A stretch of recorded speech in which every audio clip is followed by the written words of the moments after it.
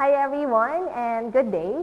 At this point, we are going to have a discussion, just a short history regarding English literature. Welcome to the survey of English and American literature. So, let's start. How it all started. Let's go back to the history of English lit. It started with the Celtics, who are the first people in the English land. They are divided into two.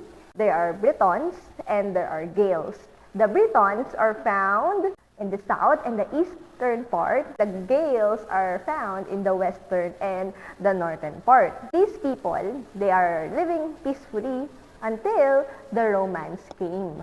When the Romans came around 55 BC, they create infrastructure, they create a system. It was a good thing because they civilized more the place of the Celtics. And the Celtics was actually happy with the way they rule the land. And then, suddenly, there is the Anglo-Saxons who invaded Romans. It's around 350. Sinugod sila ng mga Anglo-Saxons, but the Romans are strong. The Angles and the Saxons, they were defeated, and still, it's the Romans who ruled this place. After that, what happened is that the Romans, on their own place in Italy, they were invaded by barbarians.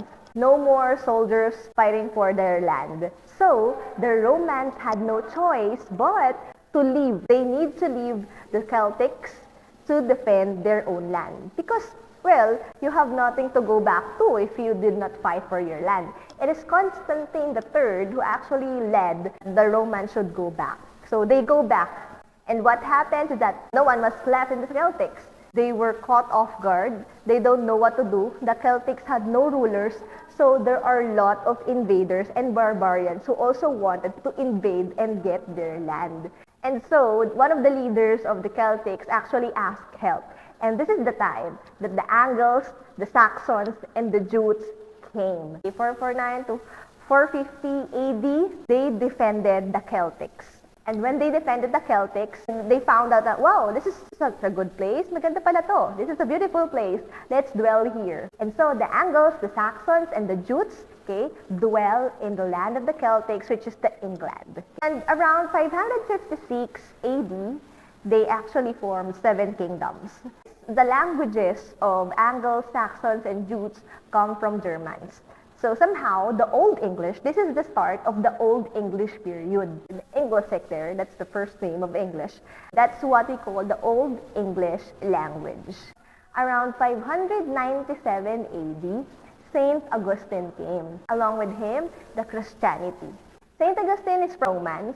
Remember, Romans and Celtics have a good relationship.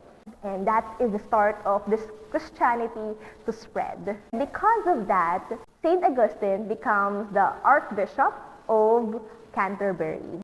During this time, they are already started to stabilize. Okay? The Celtics people, the Angles, the Saxons, and the Jutes. Now, maybe you're wondering, Ma'am, why is it just Anglo-Saxon? Why are the Jutes left behind from the term? Some historians said the Jutes actually go to other place and it's the Angles and the Saxons who occupied most of the land. Kaya the language that they are with, it's the Angles and Saxons. Okay? And they created their own civilization, and this is where the literature flourished. There we have 3 types of poetry. We have here the heroic poetry. One evidence is the Beowulf. We also have the lyric poetry. We have the wanderer, the seafarer, also the Christian poetry, of course. Since St. Augustine actually spread Christianity, it's undoubtedly obvious that Christianity literature will also spread. It's Dream of the Rood. So these are the types of poetry or the titles of the poetry that has been known. And of course, because there are literatures that spread, there are also famous authors that arise from this time. We have here Caedmon. Caedmon is a very famous writer. He created Caedmon hymns. He is also called nowadays the father of English poetry. Actually, most of the vocabulary in English came from his literature works. That's the origin. Most of the vocabulary also started from the literature the authors made. We also have here Cynewulf, another famous author. and Venerable Bede. Okay, Venerable Bede is the reason why I am able to impart to you the history of English because he is the one who has written the history of English.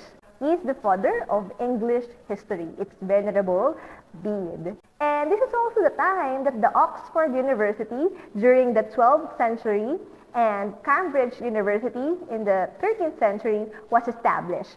Scholars are there, authors are there, the literatures are flourishing. Everything is becoming steady. Okay, so they're loving what's happening. And so that's it. That's what happened during the Old English period. Going back with the Beowulf that I have said, actually, they were not able to trace whoever the author of Beowulf. They do not know if it's written by one or if it's written by many people, but research has found that it's only one. What they know is that this Beowulf literature is written around 10th century and it's from the Scandinavian, from the north. Then, let's move forward to the Middle English. Everything's going well, everyone is happy, they're living on their own life until there are the Vikings, or what we call the Norman Conquest during 1066. The Vikings actually invaded the England.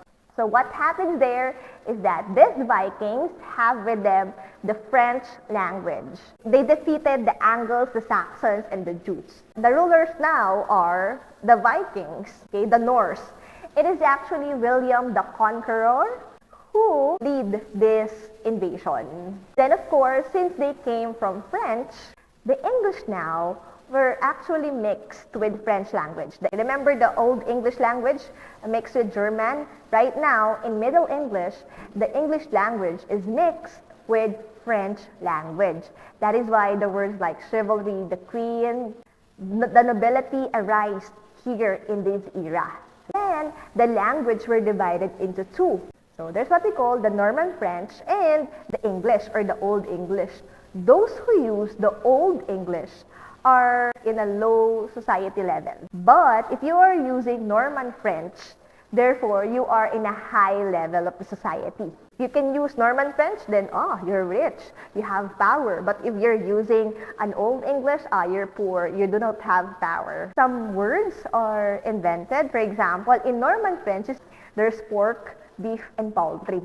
And for Old English, pig, cow, chicken, those are the language from Old English. Why is this? You look at that. The Old English just use the raw, the pig. But in Norman French, since they are in high level, they can eat, actually luxurious food like pork, pig, Old English, and then the Norman French pork. Then we have the cow in Old English. In Norman French, it is beef, you see? And then with the chicken, with Old English, in French, it is poultry. So you see, there is a leveling. Of course, literature also rise during that time. That is the time when Geoffrey Chaucer is known as the father of English literature. If a while ago, we have here Caedmon as the father of English poetry, Chaucer is called as the father of English literature because of his tales, the Canterbury Tales.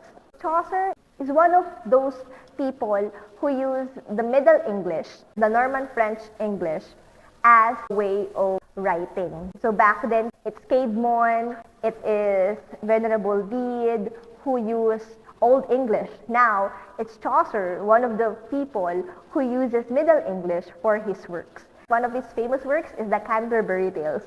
So what is this Canterbury Tales all about? Well, this Canterbury Tales is about a tale of 29 pilgrims from Tabard Inn. And they wanted to have a quest, the pilgrimage. So they're doing a pilgrimage from Tabard Inn to the Canterbury. We have here the narrator. It is said that the narrator is Chaucer himself. Then there is a host. The host is named Harry Bailey. So Harry Bailey actually proposed to have a contest, a tale-telling contest, that whoever among these pilgrims have the best tale, he or she will win. Okay, so that's it, that's the tale. And 2 stories going from Tabard Inn to Canterbury and another 2 stories from Canterbury on way home. However, Chaucer was not able to end this Canterbury Tales because his life ended. So in this Canterbury Tales, he tackled about the hypocrisy of the church, the gender roles.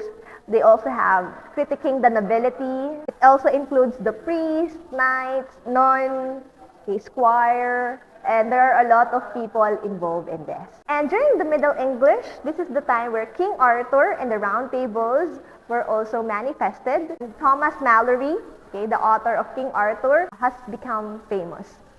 So yes, that's how we are going to end for this part from the Old English until the Middle English. I hope you take note of those important aspects of the English history. See you next week and have a good day. Bye-bye.